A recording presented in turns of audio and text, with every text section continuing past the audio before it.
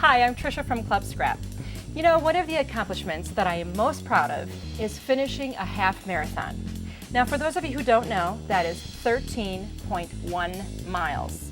Well, after I wore this medal around the house for about a week, people got tired of seeing me wearing my half marathon medal, so I found a way to transfer my medal to my wrist, and I can wear it whenever I want. So let me show you how I did that.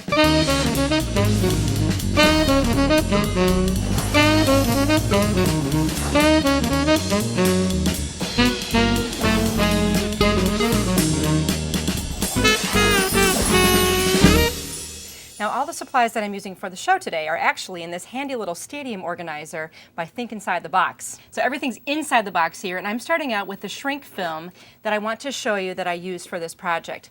Now, I did start out with a few photographs of my family at the finish line. I actually crossed the line with my husband and my sister and my brother all at the same time.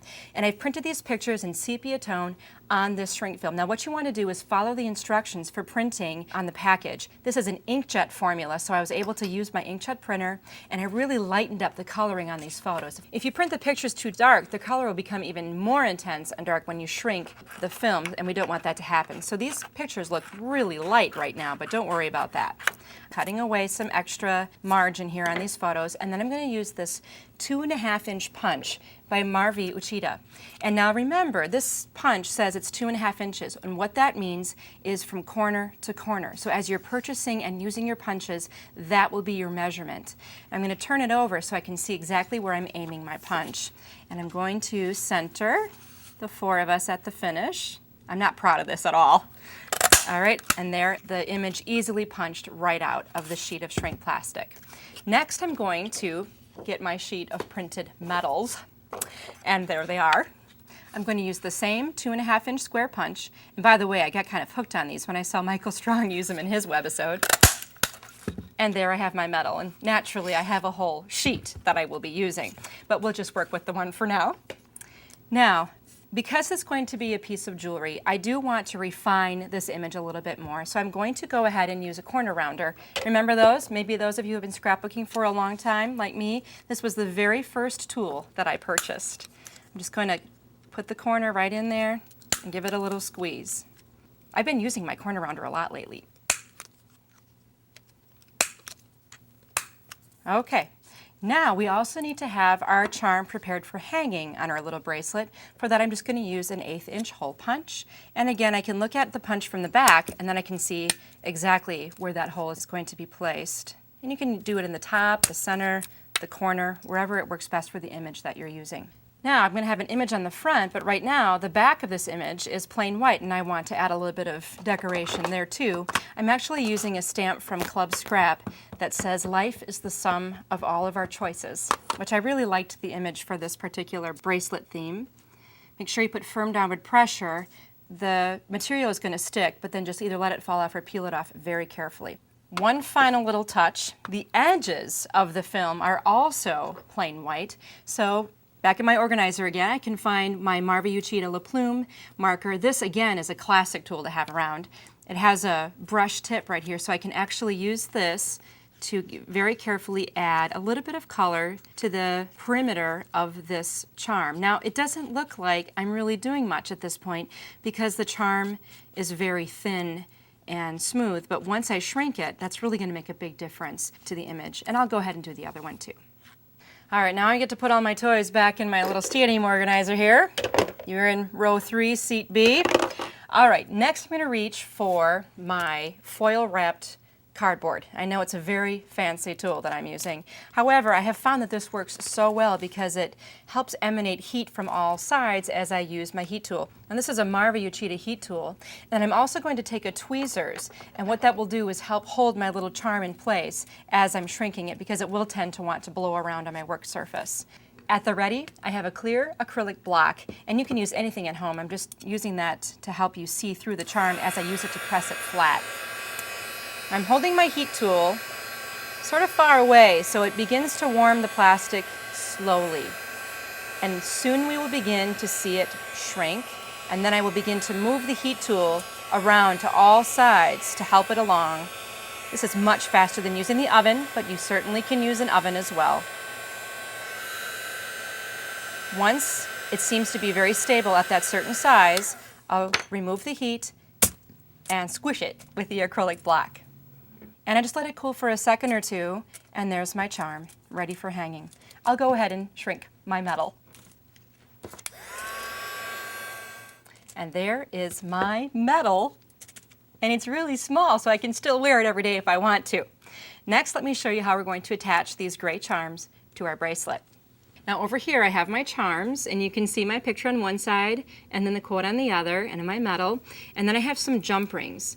Now a jump ring is basically a metal ring with a slit so it can be opened. When you open a jump ring, you want to pull forward and back, and the jump ring that I'm using is thin enough and pliable enough I can work with my finger. You want to make sure you maintain the circular shape of the ring. So now I'm threading my charm onto that jump ring. I'll leave it open, and then I will go ahead and just attach it to one of the rings on my silver charm bracelet that I have here, and use my fingers to reunite the jump ring so that it stays in place. And now my charm is attached to the bracelet. I'm going to go ahead and attach the other charm the same way. Just open the jump ring, thread the charm, and put it on the bracelet. Okay, now I have two charms, and you saw the entire 8.5 by 11 sheet of photos that I had printed out, and of course, all of the medals that I printed out. So of course I will attach those to the entire length of the bracelet. Now, of course, I want to accent this with some other beads. I'm actually using a set of beads from Club Scrap's Beater's Bistro, and I'm using a head pin.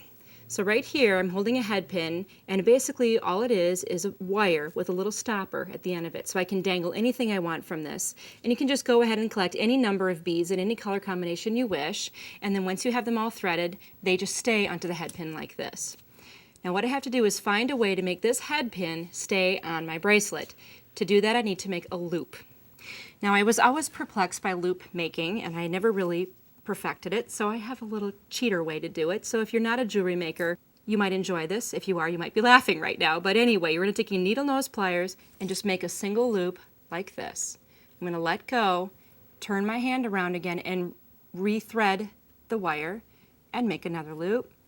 And all I need to do is just continue to wind this wire around the tip of my pliers until I reach the top of the bead. That way you don't need to guess at how much wire you need. You just have several loops of wire at the top of your charm, and it's not going to go anywhere.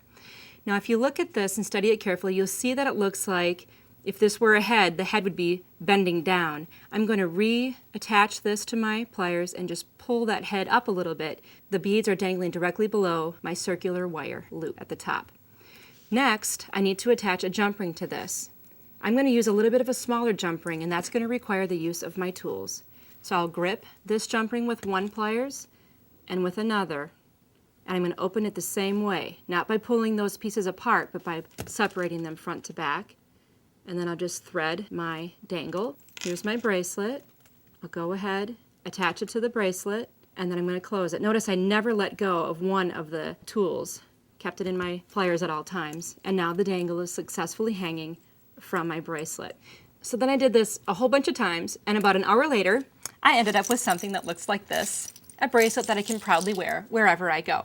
Now let me show you some other flavors of the bracelets that I've made because I was having so much fun. I didn't want to stop there. I kept shrinking some plastic. In this case, I made a bracelet for my daughter Emily. These are pictures from her first day of school, a day that we always like to remember. There she is with her new little backpack on. And I've even used my computer to print out some letters of her name, and you can stamp that or you can use your printer. And then I've of course attached tons of those dangles, and I think that makes the bracelet look so much fun. And you don't need to stop at bracelets, you can also do a necklace. So I'm thinking I'll give this necklace full of our pictures from the race day and the medals to my sister, who is also very proud to have finished the half marathon as well. You don't need to run 13.1 miles to make one of these wonderful bracelets. You can use one for whatever topic you want. In fact, I made one for my daughter's school teacher, and I took a picture of every student in the class and put it on a bracelet, and she loved it. Now, I don't mean to get you hooked on a whole new thing with beading and jewelry making as another hobby. I'm just trying to show you that you can incorporate scrapbooking into so many other areas of your life. By the way, have I shown you my medal yet? For step-by-step instructions on how to create this week's project, download the design guide featuring special make-it-your-own bonus tips.